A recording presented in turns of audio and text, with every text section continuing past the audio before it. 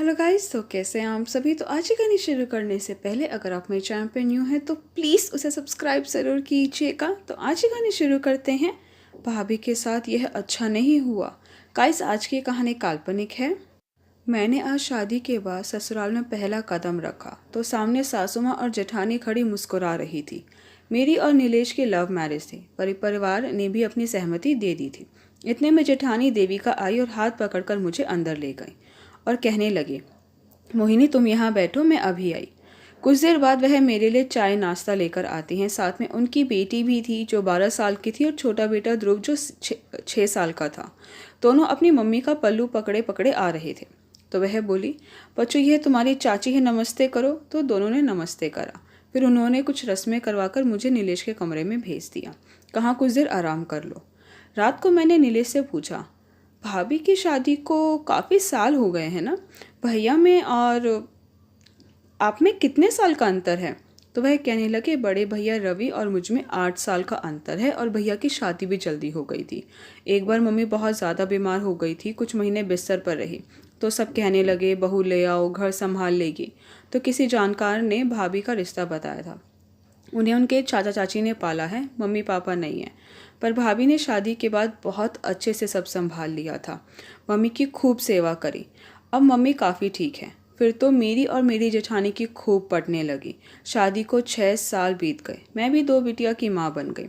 भाभी ने हमेशा अपनी छोटी बहन की तरह मुझे प्यार दिया, मेरी बच्चियों का ध्यान रखा। मैं नौकरी पर जाती तब वे उन्हें संभाल लेती थी। एक दिन वह अपनी अलमारी ठीक कर रही थी। मैं उनके कमरे में चली गई तो वह बोली, आ जाओ मोहिनी। मैंने कहा, दीदी आप काम कर लीजिए, फिर आ जाऊंगी। तो वह बोली, अरे तुमसे कोई चोरी है क्या।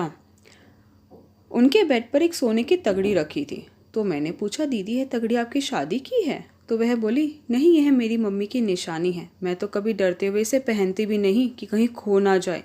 इसे छूती हूँ तो माँ का एहसास होता है। मेरी मम्मी हर खास मौके पर इस तगड़ी को लगाती थी। ऐसे ही समय बीत रहा था। मेरी एक बेटी 5 साल की और एक 1.5 साल की हो गई।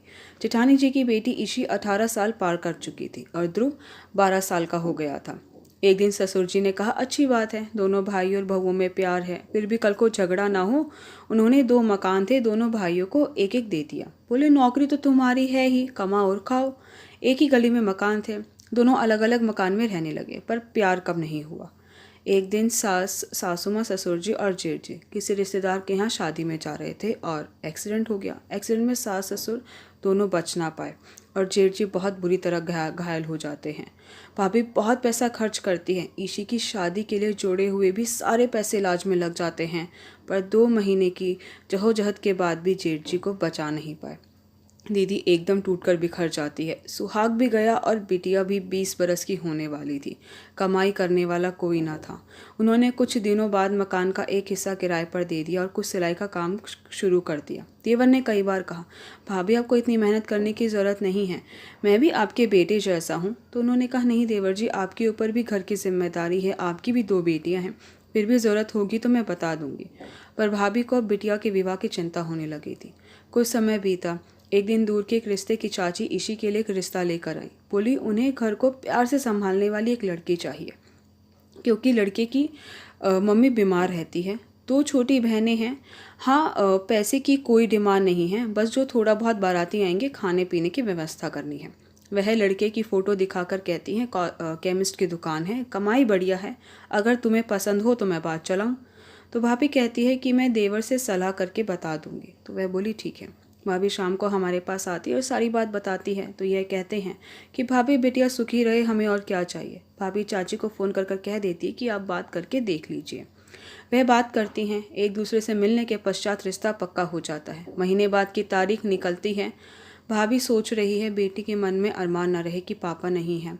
तो वह सोचती हैं ज़्यादा कुछ नहीं, पर लड़की के कपड़े, मेकअप का सामान, गले में कानों में पहनने के लिए सोने की चेन, इयररिंग्स, छोटा छोटा सामान तो चाहिए ही है। एक दिन मैं और यह भाभी जी के पास जाते हैं, पूछते कि भाभी जी बता दीजिए क्या काम कैसे करना है। तो वह कहती हैं, तेवर जी और कुछ तो खास इंतज़ाम नहीं है, मैं सोच रही हूँ अपनी यह तगड़ी बेच दूँ। तो मैंने कहा, भाभी यह तो आपकी माँ की निशानी है। तो भाभी ने कहा, तो क्या करूँ। तो इन्होंने कहा, भाभी मैंने भी कुछ पैसे जोड़ रखे हैं, वह बिटिया के काम आ जाएंगे। पर भाभी साफ मना कर देती है। तो यह भी ज़्यादा कुछ नहीं कह पाते कि कहीं भाभी के स्वाभिमान को ठेस ना पहुँचे। भाभी तगड़ी हमें दे देती है और कहती है तुम ही इसे सुनार के दे आओ, मुझसे नहीं दी जाएगी। तो हम दोनों तगड़ी लेकर आ जाते हैं। कुछ देर बाद 4 लाख रुपए ले जाकर भाभी के हाथ में दे देते हैं।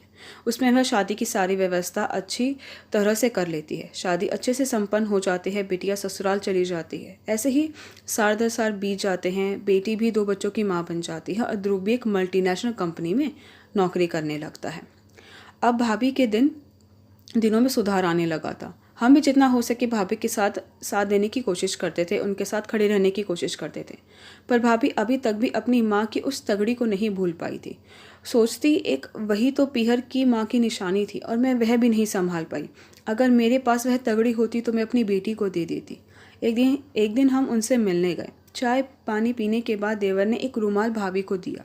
तो वह बोली, देवर जी इसमें क्या है? तो देवर ने कहा, भाभी इसमें आपकी अमानत है। भाभी रुमाल खोलकर देखती है तो उसमें वही तगड़ी होती है। तो भाभी पूछती है, इसे तो बेच दिया था ना? तो देवर जी कहते हैं, नहीं भाभी, सुनार से इसकी कीमत लगवाकर पैसे मैंने अपने पास से दिए थे। अब आप मेरे पैसे दे देना और तगड़ी ले लो। तो भाभी कहती है, पर देवर जी। तो देवर जी कहते हैं, भाभी ईशी मेरी बेटी भी है, फिर भी मैं आपके सम्मान को ठेस नहीं पहुँचाना चाहता, पैसे लेने को तैयार हूँ। तो मैंने कहा, भाभी हमें पता है यह मात्र एक सोने की तगड़ी नहीं, आपका पूरा पीहर माँ की यह सब है। तो भाभी ने कहा, हाँ छोटी तुम सच कह रही हो, और वह मुझे गले लगा लेती हैं। फिर भाभी कहती है, देवर जी मैं आपके पैसे नहीं दूंगी, क्योंकि जो आपने किया वह एक बेटा ही माँ के लिए कर सकता है। पर मैंने अपनी दोनों बेटियों के लिए सोने की चेन बनवाई थी भाई के पहली कमाई के नाम पर, यह तो आपको लेना ही पड़ेगी।